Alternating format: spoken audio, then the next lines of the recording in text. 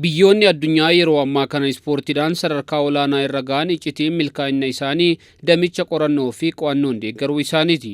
Haa ta'uutii Itoophiyaa keessatti qorannooleen damee ispoortiitiin gaggeeffaman barruulee irratti maxxanfamuu irra darbee hojiirra yoo oolan ni mul'atu. Biyyoonni amma baay'ee guddachaa jiran gara ispoortii kanaan gara fuula duraatti dhufaa jiru baay'een isaanii. Warri nuti durillee nurraa fagoo jiru jennee yaadnu baay'een isaanii fuulduratti dhufaa jiru. Inni kun maalidha? Bu'aa qorannoo fayyadamuu irratti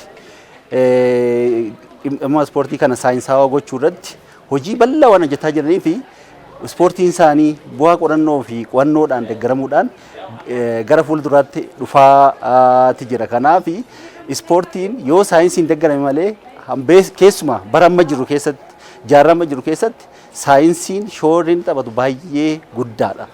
Itoophiyaa keessatti dhaabbilee qorannoo fi qo'annoo damee ispoortii irratti gaggeessuuf itti gaafatamummaan itti kenname keessaa tokko kan ta'e Akaadaamiin Ispoortii Itoophiyaa rakkoo gama kanaan jiru furuuf waggaa waggaadhaan konfiraansii qorannoo fi qo'annoo ni gaggeessa. Waggaa waggaatti qorannoon bakka garaagaraatti ispoortii irratti adeemsifama. Kanaaf nuti immoo joornaala qabna. Qorannoowwan kana joornaala irratti maxxansina. Joornaalli keenya beekamaadha. Akka biyyattiitti beekamaadha.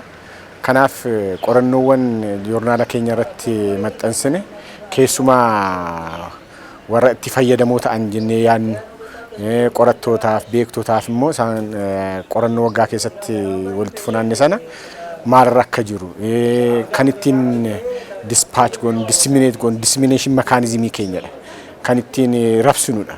Qorannoon sun callisee kitaaba callisee joornaalarra taa'a yookaan immoo shelfiirra taa'a otoo hin taane lafa akka qabatuuf waan namoota fi gareewwan organizationii isaan ilaallatu hunda walitti finne akka disseminationiitti itti fayyadamna. Biyyattii keessatti kanaan dura qorannoolee muraasa damee ispoortiitiin gaggeeffaman hojiirra oolchuu irratti rakkoon hedduu kan ture yoo ta'u yeroo dhiyoo as garuu rakkinnichi furamaa dhufeera. Qorannoon babal'aan hin gaggeeffamaa qorannoon kun hojiirra oolu ture jechuudha. Rakkoowwan akkasii kun bara kana hiikameeti kan jiru jijjiirama kana keessa. Fakkeenyaaf fudhachuudhaaf waggaa lama dura cabiinsi ispoortii maali kan jedhu sun qorannoo bal'aa akaadaamii ispoortii kana wajjin akka qoratamu gooneeti kan jiru.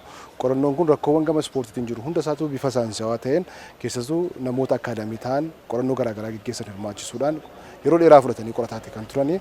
Qorannoowwan kun bifa guutuu ta'een ministeera keenyaaf dhiyaateeti kan jiru jechuudha. Sanarra kaanee qorannoo sanarratti hundoofnee karoora bal'aa baasneerraa istiraateejiiwwan gurguddaa qopheessinee hojiitti hiikuu jalqabneerra jechuudha. So gama kanaan maal agarsiisaa qorannoon qoratamaa ture kun hojiirra oolmuunsaa akka eegalametti fudhachuu dandeenya jechuudha. Qorannoon kun dhimmoota sadii rikoomandii godhee ture yeroo sana keessa gurguddaan jechuudha. Ni jalqaffaa poolisiin biyya kana jiru kun poolisii ispoortii yeroo ammaa guddinni ispoortii ga'e kan madaalu miti kan jedhu tokko akka rikoomandeeshiniitti dhiyaateeti kan ture. Poolisii keenya bifa haaraadhaan hojjennee irra deebinee sirreessinee poolisiin kun deebi'ee akka inni mirkanaa'u godhameeti kan jiru jechuudha. Lammaffaa rakkoon cabiinsi ispoortii kan ka'aa ture qorannoo sana keessatti kan mul'ate ispoortii seeraan hoogganuu keessatti rakkoo bal'aatu ture. Itoophiyaa keessatti yeroo ammaa kana gama qorannoo ispoortiitiin hojiileen jajjabeessaan hedduu jiraatanis fuulduraaf garuu dhimmoota ijoo akka milkaa'insa garee biyyaalessaa fi piroojeektii guddattoota irratti fuulleffachuun hojjetamuu qaba jedhameera. Gara fuulduraatti garuu qorannoon kanaa ol ta'uu qaba. Guddinni ispoortii sadarkaa addunyaa irratti eessa ga'ee jira eessa jira? Gavarnaansiin ispoortii akkam ta'uu qaba? Jijjiiramaatti kan jiru gavarnaansiin ispoortii sadarkaa addunyaa irratti. Biyyoonni waggaa lama dura ispoortii liidarshiip ispoortii gavarnaansiin irra jiruu fi amma irra jiru adda adda ta'ee jira jechaadha. So kanas akkamitti hoogganamuu akka qabu bifa adda addaatiin giddugalli leenjii keenya akaadaamiin keenya akkamitti ol guddattoota leenjisaa jiru.